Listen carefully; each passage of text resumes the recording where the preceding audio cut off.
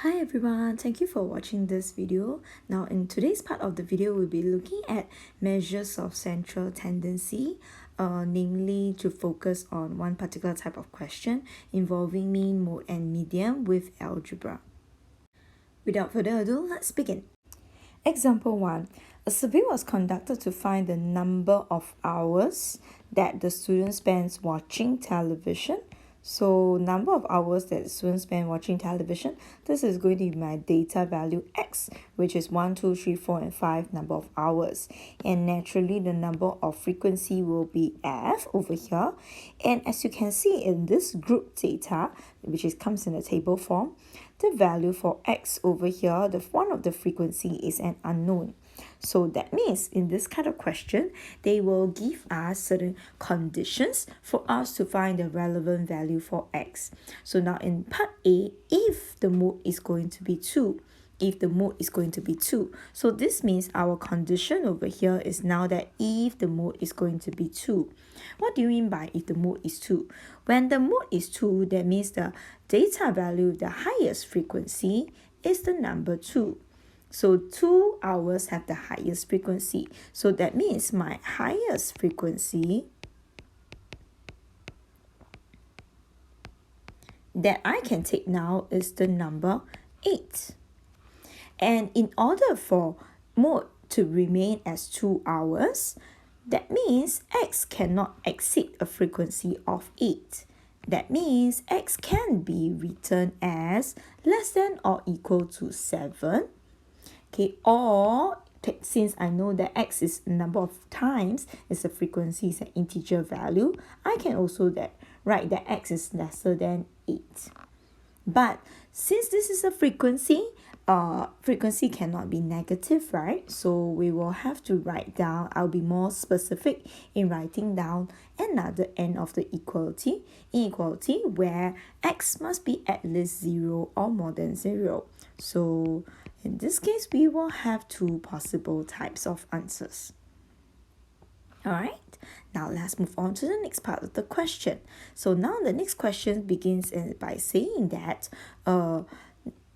if the largest possible value, find the largest possible value X if the median is 3. So now the condition given to us is that the median is now 3. What do you mean by the median is 3? It means my data value, the number in the middle, will be 3. Let's try to represent all these data values, right? In a diagram form. So this one is 1, 1, 1, 2.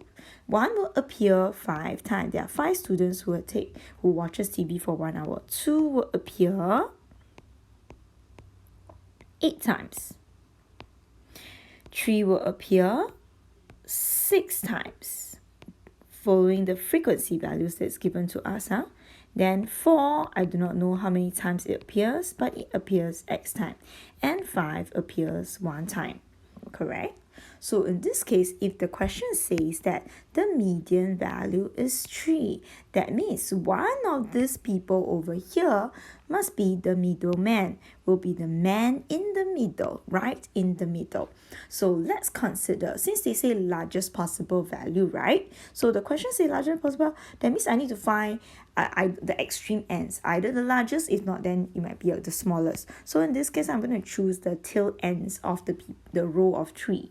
So if I were to consider by taking out this person to be my middleman, he's going to be right in the middle. There will be left with 5 people on the right hand side, another X small data value on the right hand side, another 1 more person on the right hand side. And this needs to be balanced up with the number of people on the left hand side. How many data values are there on the left hand side? I have 5 and 8 of them. Thus forming equation, so I say that they need to be equal, right? So this one will be 13 to be equals to X plus 6. And as a result, X equals to the number 7. But I do not know whether is this going to be the largest possible value of X or the smallest possible value of X, right? So I'll try to look for the tail end. So I can consider the same scenario again. Let me just write this down again. Okay, so now I repeated the same presentation for the data value, and again I want the median to be 3. So just now I considered the first person, so now I'm going to consider taking out the last man as my middle man. So I took out one person to be my middle person. That means from here, out of the 6, I took out one person. So I'm left with 5 more on my right hand side, another 8 more on my right hand side, another 5 more on my right hand side. This set of data value needs to be balanced up with the number of people on my right hand side. So here I'm left with x data value and 1 more. So forming an equation, we get 18 to be equals to x plus 1, and therefore x is equals to 17. Since the question asked me for the largest possible data value for x, so we'll choose x to be the number 17. Now in actual exam or presentation, you need not do to such extent to write out all the numbers presented so clearly. You can simply write it out by understanding the equation. Alright, so key things to take note. You notice that the data value for number 3, right, is actually 6. Remember that we need to take out one person as the middleman, so that it now becomes 5, because one of them has went to become the middleman already. So it's no longer 6, right? So remember that you need to take out one person to be the middleman. Then you can find your answers, right? And the second case to consider, do you take the tail ends? You need to take the tail ends to find either largest or smallest, right? Do I take the first person or do I take the last person? So try both the answers itself. All right. Hope you have gotten the concept. Now let's go on to the last type of concept.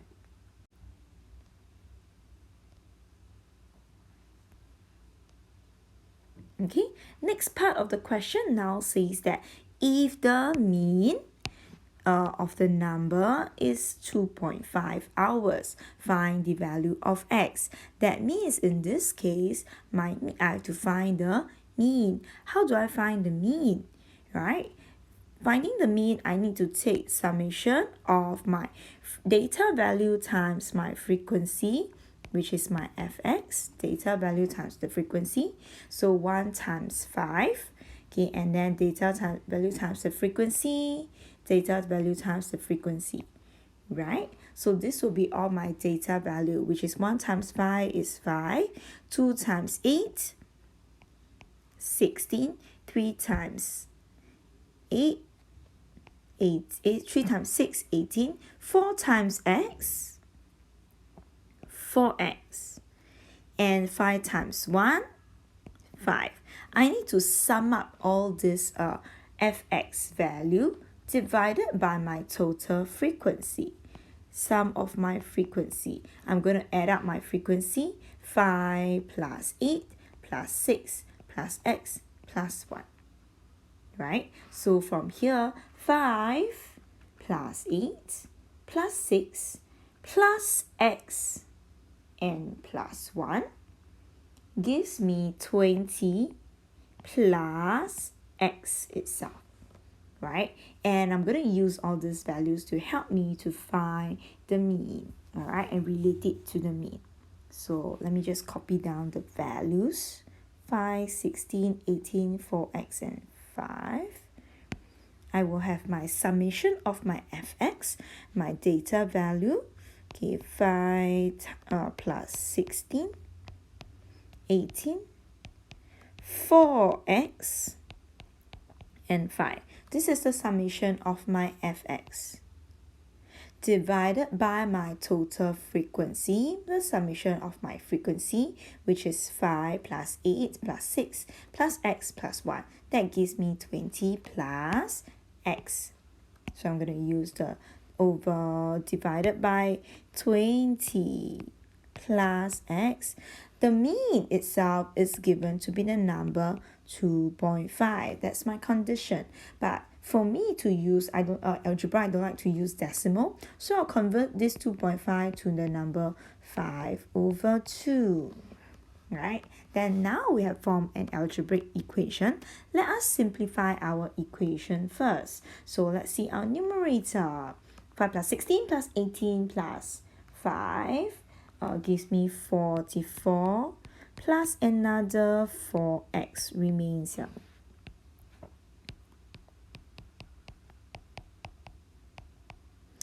And for this, we are going to do a cross multiplication and we'll get the answer.